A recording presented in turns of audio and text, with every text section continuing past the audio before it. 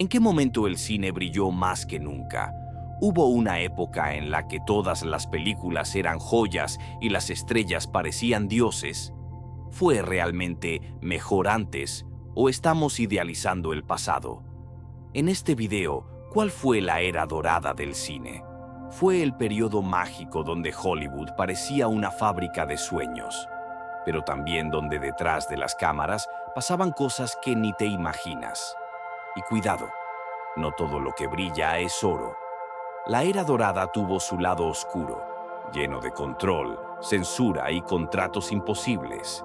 Pero sin ella, el cine no sería lo que es hoy.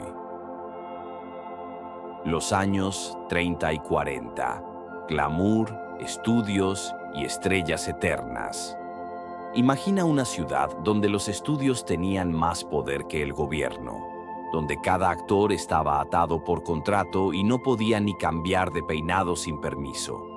Eso era Hollywood durante su época dorada, un sistema rígido, controlado hasta el mínimo detalle, pero que producía obras inolvidables. Los años 30 y 40 fueron la etapa donde el cine se consolidó como el rey del entretenimiento mundial. Sí, la radio era popular, pero ir al cine era un evento social. Las salas ofrecían funciones dobles, caricaturas animadas y noticieros antes de la película principal. Los grandes estudios, como MGM, Warner Bros., Paramount, Universal y RKO, funcionaban como verdaderas fábricas.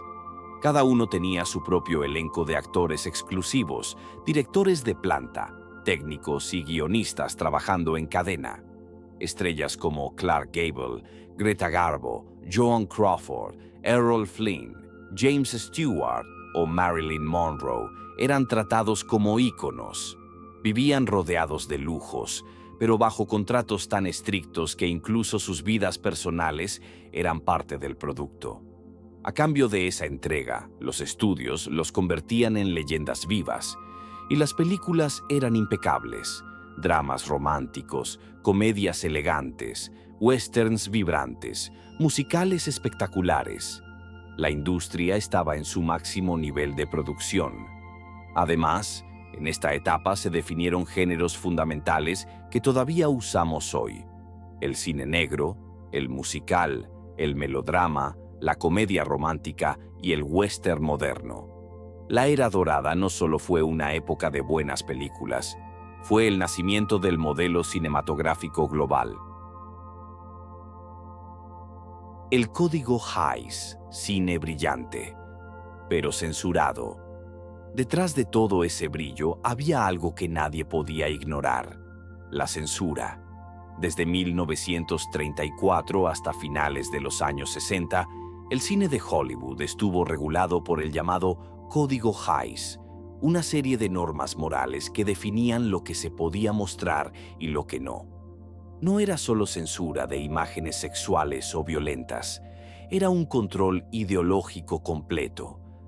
No se podía mostrar relaciones extramaritales de forma positiva, nada de lenguaje ofensivo, nada de drogas.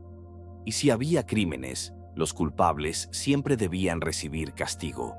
Incluso mostrar demasiado afecto entre personajes podía considerarse inapropiado. Películas como Lo que el viento se llevó tuvieron que negociar cada diálogo, y la famosa frase, francamente, querida, me importa un bledo, estuvo a punto de ser eliminada. Pero este entorno represivo dio lugar a una creatividad indirecta. Los guionistas y directores se volvieron expertos en sugerir sin mostrar. Usaban simbolismos, silencios, sombras, miradas, frases con doble sentido. Directores como Hitchcock se volvieron maestros en insinuar. Sus películas están llenas de tensión sexual, conflictos morales y oscuridad, pero todo envuelto en un lenguaje aprobado. De alguna forma, el Código Hays obligó a los artistas a pensar diferente, y eso creó un estilo cinematográfico único, lleno de sutilezas. Guerra, propaganda y cine como arma cultural. Con la llegada de la Segunda Guerra Mundial, Hollywood dejó de ser solo una fábrica de entretenimiento. se convirtió en una herramienta de influencia nacional e internacional. El gobierno de Estados Unidos se alió con los estudios para producir contenido patriótico, películas de soldados heroicos, villanos exagerados y mensajes de unidad nacional. Incluso personajes animados como Bugs Bunny y Donald Duck aparecieron en cortos contra el nazismo, incentivando la compra de bonos de guerra o reforzando el espíritu patriótico. Pero también hubo cine más serio. Directores como Frank Capra y John Ford viajaron al frente para filmar la guerra real, produciendo documentales que mostraban la crudeza del conflicto. Y luego vinieron películas más profundas como Los mejores años de nuestra vida, que reflejaban el trauma de los soldados que regresaban del campo de batalla. El cine se volvió una herramienta de educación, motivación y propaganda, y a la vez se exportaba como símbolo de libertad, valores democráticos y estilo de vida americano. Hollywood ya no era solo una industria, era un instrumento de poder cultural. ¿Te gustó este viaje por la historia del cine?